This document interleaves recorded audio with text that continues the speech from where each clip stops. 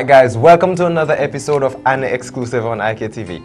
I'm of course your host, Joanne Richardson, and this time I have a special guest in studio. And you know how we do it, right? We delve into Vincentian life, culture, cuisine, music.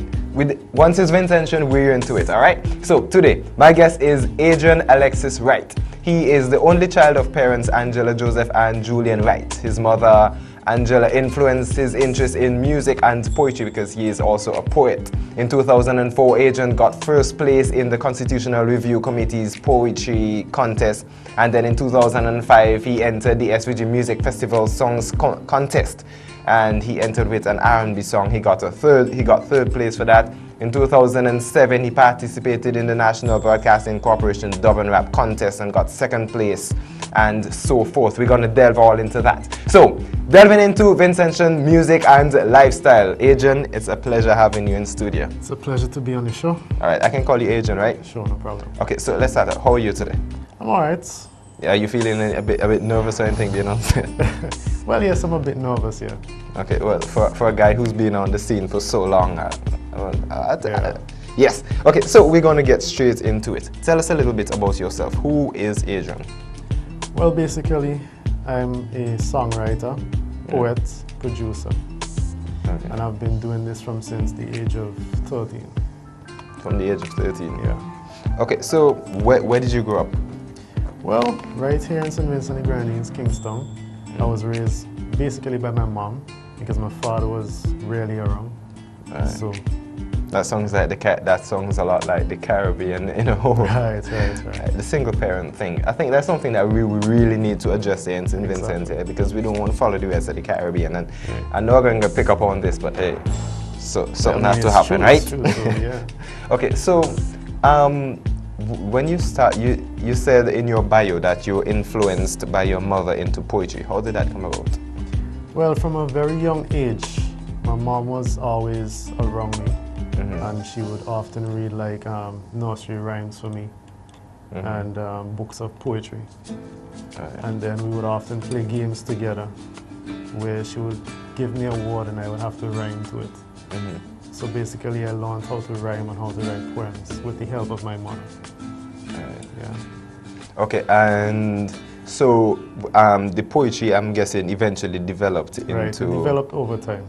And I mean, it's a thin line between poetry and music because a song is basically a poem added to music. Right. So that's what I really learned. Okay, so, and this was all done this was all started in nursery rhymes? Yeah. So, you see right there, this is something that I want for young mothers to get. And I know that there's a young mothers pageant that is coming up soon, and I want this message to come out clearly.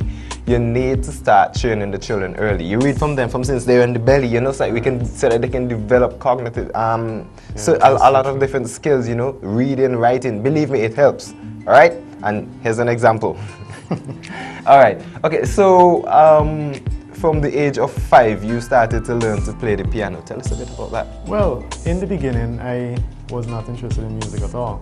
But my mom wanted me to be a part of the whole music thing. And at 5, she enrolled me to piano lessons. And when I started, it was so hard for me, having to learn all these notes and keys and so forth. And then after a while, I ended up dropping out of the class because my problem was reading the music. But I was good at playing things by ear. Like if I heard a song, I would go on the piano and try to work it out on my own and stuff like that. And I was also good at looking at people and copying what they do. So like if I saw my teacher playing a song, I would sit down and try to remember which keys they pressed and try to play it back on my own without the help of the music notes and so forth. Okay, so today, do you play by ear or...? Yeah, I still play by ear, but up to date. Yeah. Okay, believe it or not, that's the way I play too. Because I mean, honestly, if you put it there, and you don't have to necessarily follow, I can play along with the reading, you know. But oh gosh, it's going to take me forever because I'm like, okay, so that's all right. Yeah. But playing by ear, I can follow you. Right. Okay, so when did you eventually develop the love for music?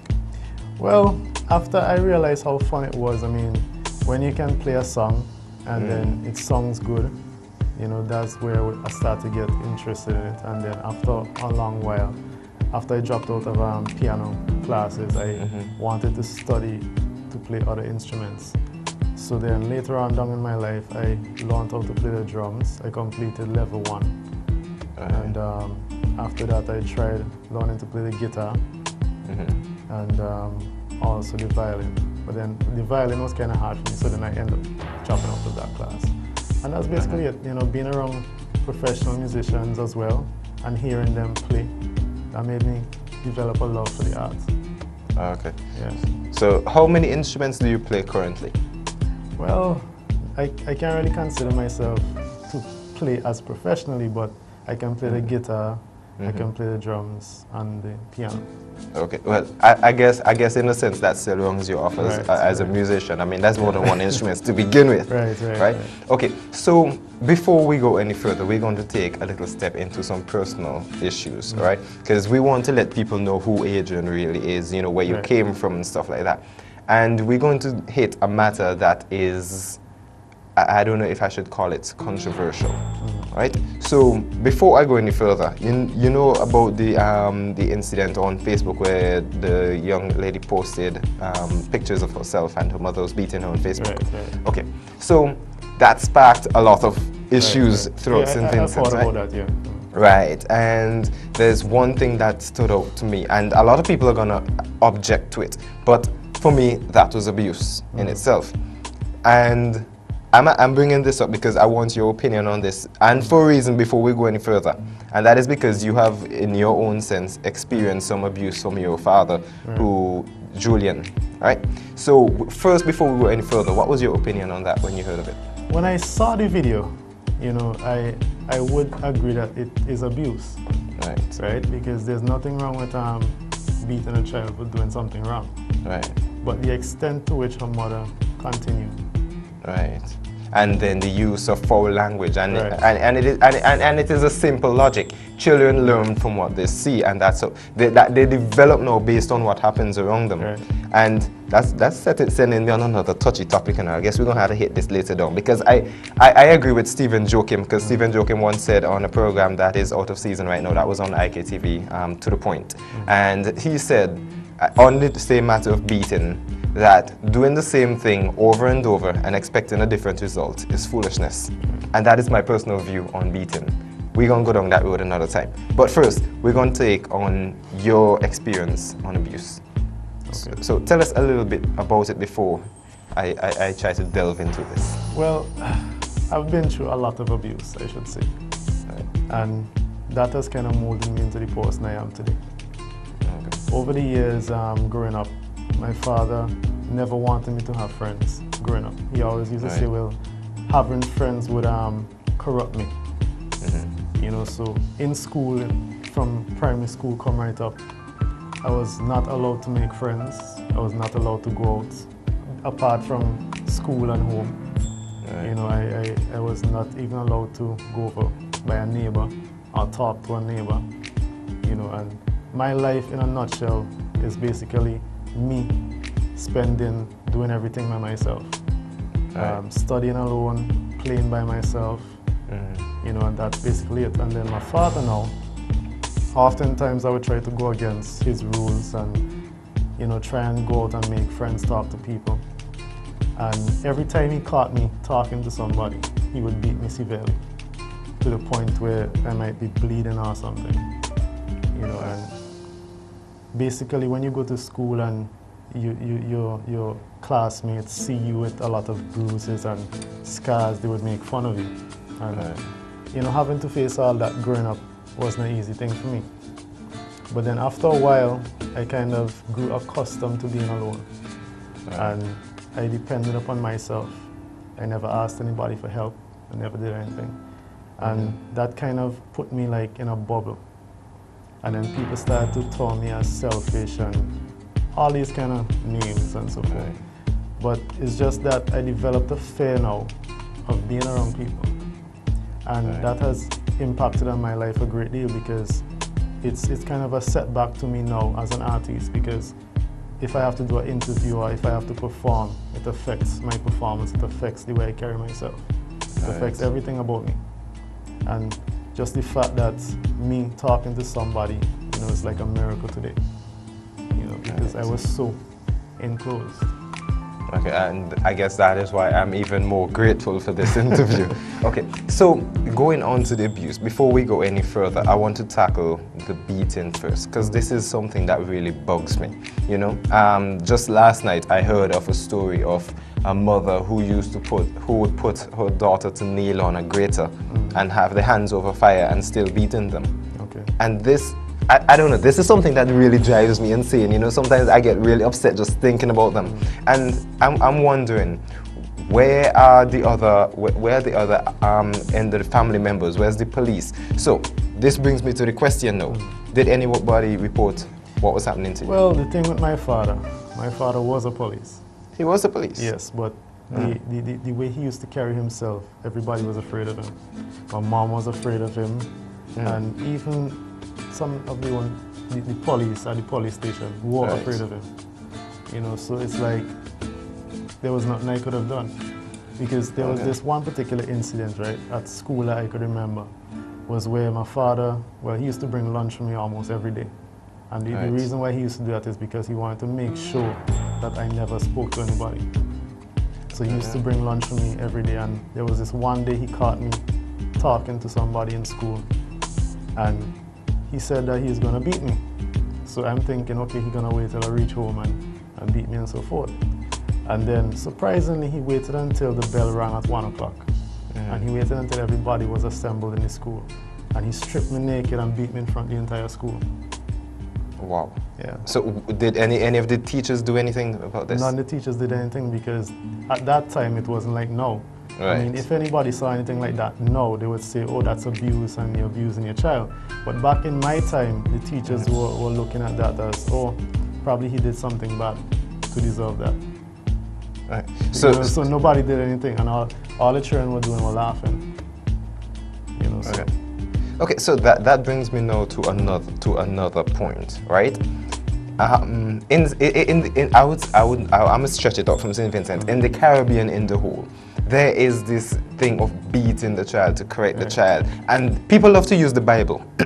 And I'm gonna say this again on this program. I am a Christian, right? But persons love to use the Bible and say, oh, you spare the rod and you spoil the child. So every time they see somebody getting the licks, oh, they deserve that. Right. Oh, they did something wrong. But they're not looking. They're not looking at the part where when the Bible speaks of sparing the rod and spoiling the child, it just simply meant punishment. Right. Because in reality, I'm gonna ask you this, right?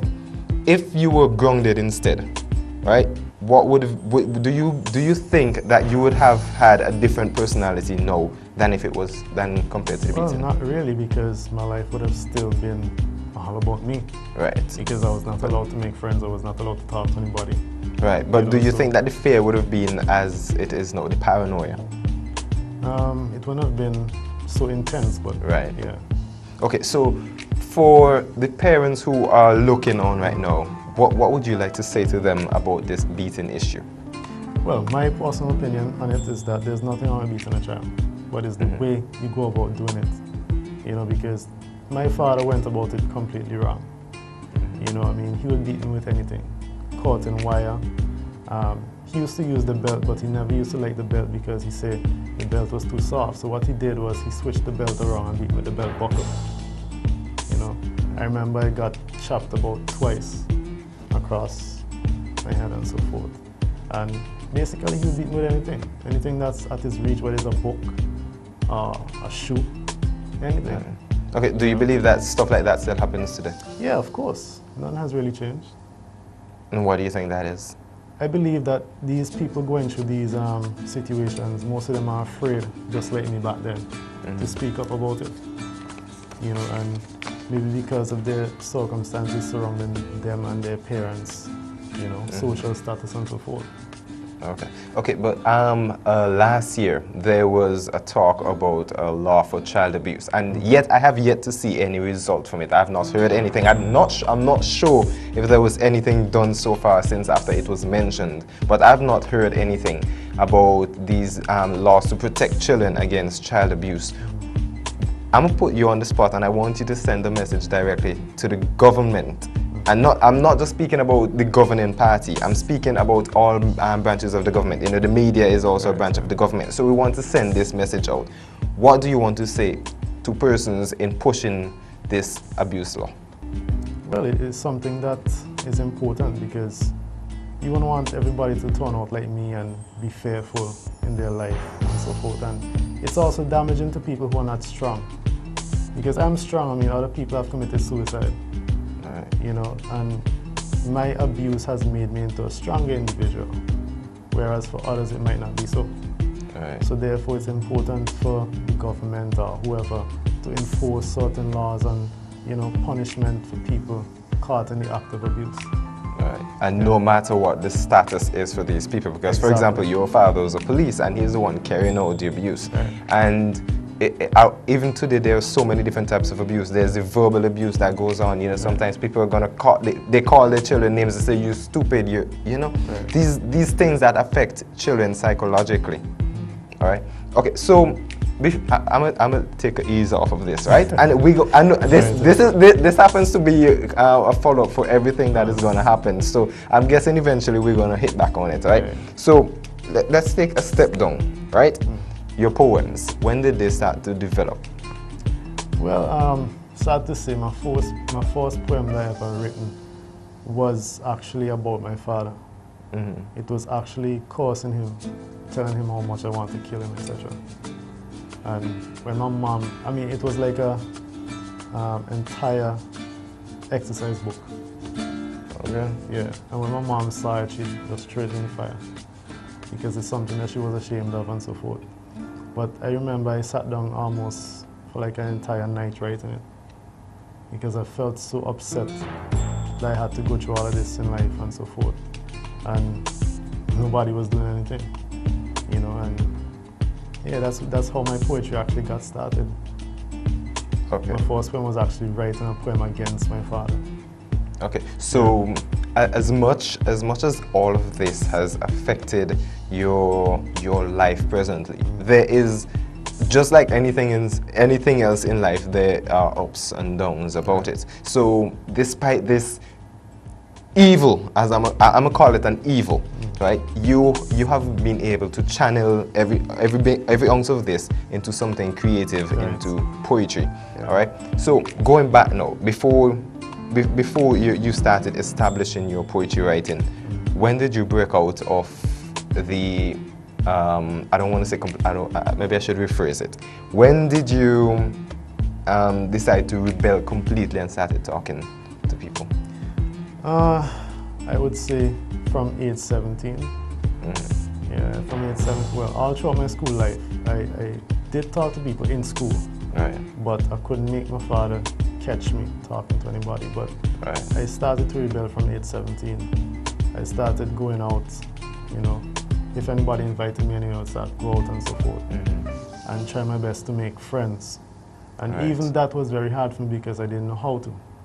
You know, I mean, I was so accustomed being by myself, doing everything by myself, and then all of a sudden now I'm forced with this challenge. You know, and so my first friend was actually my wife. Right. And yeah, that's another story. That's something we're gonna hit on. Believe me, I have it here for us to go on. Yeah, so yeah, that's basically my life in a nutshell right now. Okay, so everything that happened caused you to become an introvert person, right? And then that helped you to focus on writing your poetry, which eventually led to writing your songs. At what age did you write your first song? Around the same time, I would say, like between 15 and 17. You know, yeah. And do you remember what year that was? 2000, 2001, something like that. Okay. Yeah. I probably just give us your age on television. No, there's no problem with that, man.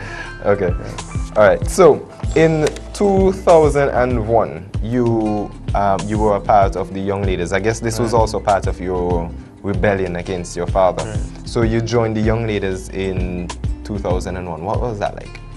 I mean, it was a good experience for me, and the songs that I had written, make the world a better place and stop destroying our planet.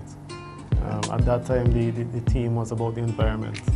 Right. So the songs was centered around keeping the environment clean, etc. And being a part of the group, I was very nervous, I would say, because that was when I just started, trying to go out and so forth and talk to people. Right. And the experience was good. I mean, I got to perform for the first time as well, those two songs, and they were well appreciated. And that's how everything really got started for me. Okay. Music-wise. Okay, and which school was this? I was Emmanuel High School, Kingston. Okay, and that is no JP Eustace. Right. Yeah. Okay, so and in the young leaders, was it you who placed third? 'Cause I think I have my information a bit mixed up. Well, was no, it you who placed third, or was it the school school itself that placed third? third? The school. Okay, Yeah. but you contributed Right. vastly Yeah. into this. Okay, and also in 2001, you entered the inter-schools dub and rap competition. What was that experience like? Because you came third. So I guess you have a magic number there, because they said third is a magic number. I came third a lot of times. Yeah. Right. Yeah, Okay. So what was the experience like entering that competition? Well, as I said, I was always nervous, and I guess that was the reason too why I did place third and so forth, because I didn't bring out my full potential when I was performing. I mean, people would hear my songs and they would be captivated by my songs, but then when they see my performance, they wonder if the same person who did the song, because it's like, I'm so nervous on stage, I'm so nervous, what am I going to do, what am I going to say?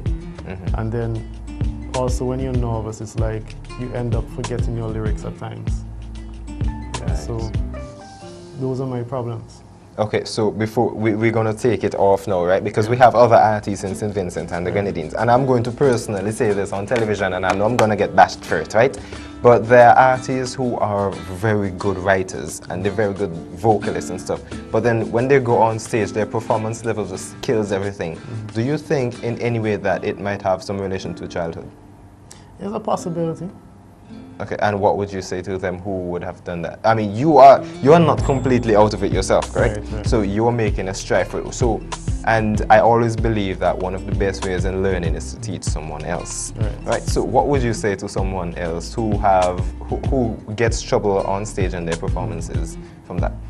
What have you learned personally that can help them? The advice that I have been given was that the only way to deal with fear is to face it. Right. And that's what I've been doing all my life, facing my fears. Okay. Yeah. Okay, so I have a fear. I would not say what it is, right? And I know 4 persons who would pick this up immediately from I said I have a fear. But this is, sometimes I may go through a state of shock when a certain something happens, and I cannot seem to find the root of it. I mean, I would do research, I take up psychology books, trying to find things, reading about it, and I just can't seem to find where it started. So, you know where it started, right? But there might be some persons who don't know where their current phobia began. What would you say to them? What would you say to me? What help can I get into finding the source? Well, I mean, that's a real good question. I mean, it's a personal thing, because if you don't know, that means you have to find out what is holding you back. Right. For example, if a person is afraid of spiders, right?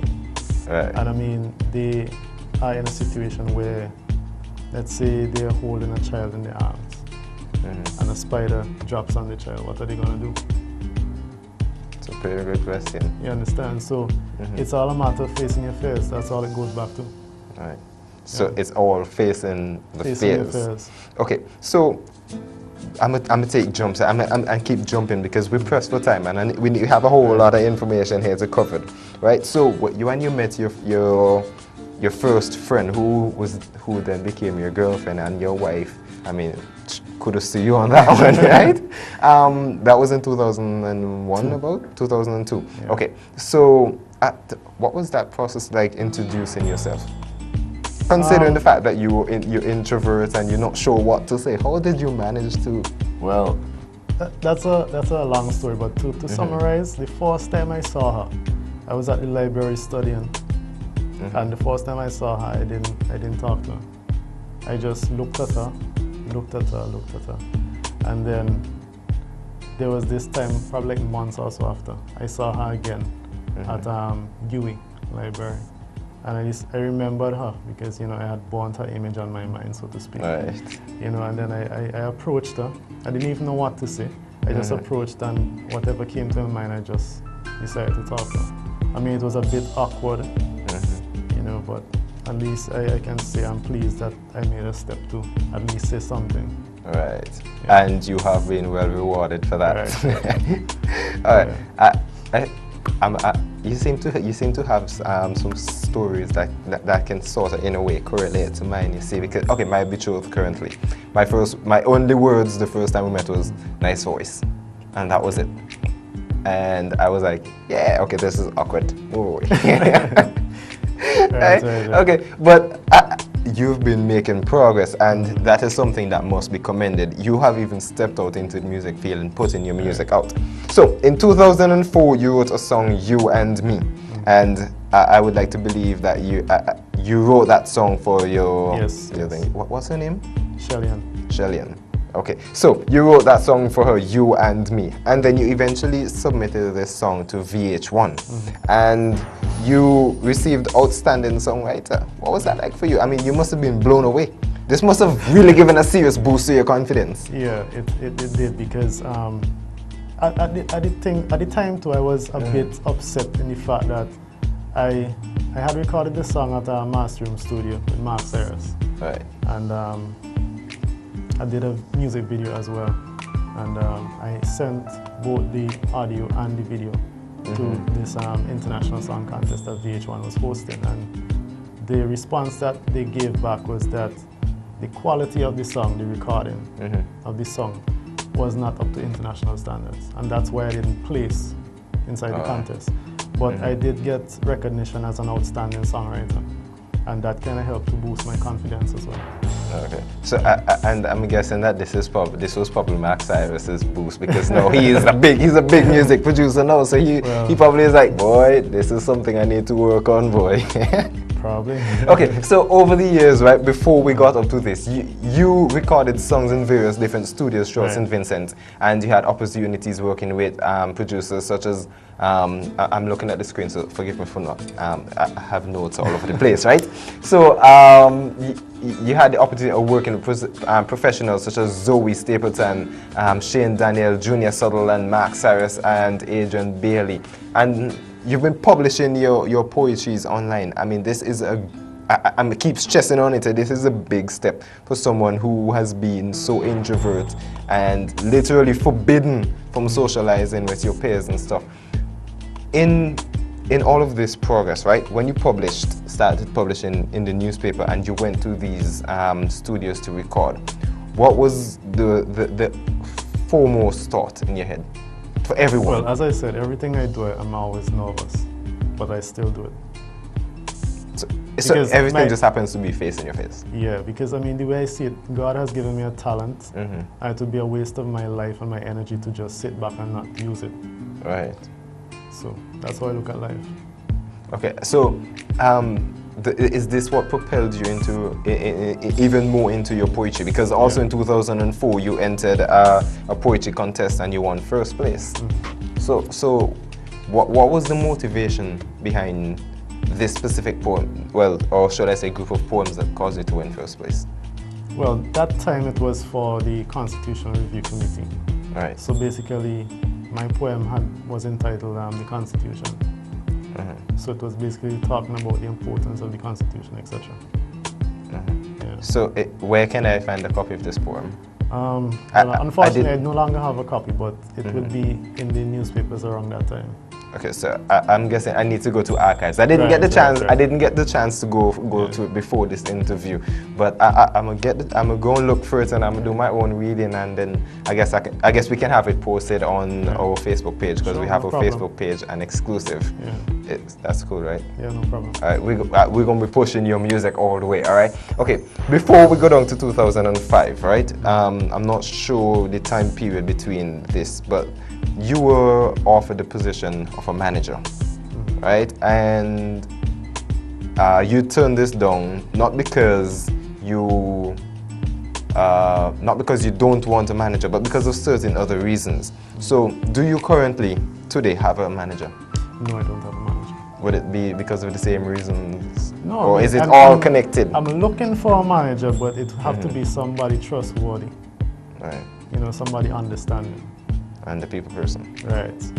Okay, so I'm gonna get off of that now. I just wanted to clear that up because that was burning in my head. All right. Okay, so in 2005 you entered SVG Music Festival contest, and you entered with the same song that you wrote for your then girlfriend, now wife, You and Me. And what was the outcome of that? Well, I got third place again. Magic number. Yeah. What the judges had told me that time was same thing as always. My performance was my setback. Okay. Yeah. So, do you currently have a coach in helping you with that, or I'm just walking in. or the wife just goes ahead and helps you with that? Well, she gives her input, but you know, every time I have to perform, I try to do something else different than I never did before. Okay. Yeah. Okay. So I'm guessing you're probably looking for a coach now, no? Or, Sure, if I could find one. Okay, reasonable prices or completely free? Which one is it? I would say completely free for now. Who doesn't love a freebie? Right? Exactly. Okay, so in 2007, I'm going along with the timeline, right? Before we jump back up, because I'm gonna jump all the way back up to the very top, right? So in 2007, you participated in the National Broadcasting Corporation Rap and Dub contest, and this time you step away from the magic number and took a higher one. You came second place. Right. What was the song that was written? What was the motivation behind the song, and what was the emotion behind the song? Well, that was a song based on HIV/AIDS awareness. Right. And basically, I just wanted to get across the message to young people, the dangers and so forth of being promiscuous. You know, so what I did, I personified AIDS and portrayed that in the song. But the reason why I got second place is because at that time, I took my wife's advice. She told me to try and drink a glass of wine before I stepped on stage. To boost the confidence? Well, to calm my nerves. Right. Yeah, so that's what I did, and I end up, you know, my performance, when I look back at it now, it's very different than any other. You know, because I was more relaxed, you know, and I wasn't thinking, you know, half the things I was thinking before, you know, and that kind of led to it. Okay, so you just popped a thing in my mind. There was a report by there was a report on Eyewitness News, right, about an international soca artist who was allegedly smoking marijuana behind the set before he went on stage. You think it probably has a relation, calming the nerves, relaxing? Maybe. Okay, we ain't going on the legal ground with that because nobody ain't bringing nothing at me, right? Okay, so it could have been a way to calm the nerves. Yeah. Do you believe that every artist does something like this to cool their nerves, or some people are just naturally good at it? I mean, some people are, you know, outspoken and have no fear of being around people, and they enjoy what they do. Others know they would have to, you know, use certain forms of drugs to help calm them. Okay. So before this in 2007, you would have already been married, right? Okay. When was your proposal? And I'm asking this for specific reasons, right? When was your proposal, and how was your proposal done? And wait, one more. Why was it in the newspapers? Well, when I decided to do that, right? I kind of hinted to, my girlfriend then. I kind of hinted to her, I mean, what would be the most outstanding thing that anybody could do when it comes to a marriage proposal? And the only thing she told me is that, you know, she would want something that would stick in her mind forever. So then I spent months thinking, how am I going to do this? How am I going to do this? And the kind of person I am, I always like to do things that has never been done before. You know, I always like to be creative and, you know, think up new ways of doing stuff. And I researched. People have proposed in clubs. People have proposed on live TV, on radio, on the beach, during a romantic dinner. I mean, what else can I do besides all of this? And then seeing that the story behind our lives and so forth, I think it would have been best if I had proposed to her at our college graduation ceremony. Right. You know, and to me that kind of would have made it very special, knowing that, you know, we are friends for so long and, you know, we're surrounded by our friends, etc. Right. Okay, so before, stick a pin, don't forget what you're going to say, right? Doing your research and finding these, because I did my own research on this too, right? And I've seen, like you said, the live television proposals and the clubs and the ball games and stuff. And some of these things are really frightening to get to see some of the shutdowns. Did this anyway bug your mind in any way? Because I mean, well, the very last one that I looked at, right, was on a game show, and he went and he took the mic and he proposed, and she was like, stop, this ain't happening. It's like, what's wrong with you? And if it's me, I would have been like completely destroyed. So did you come across any of these? Well, as I said, my life is kind of like impacting on me today. You know, the negative aspect of my life is kind of becoming a positive for me in the sense that I've developed an attitude where I don't really care what people have to say about me. I don't care about how people look at me, because that can't change who I am. Right. So from all the embarrassing things that my father has done to me over the years growing up, that kind of made me into a strong person.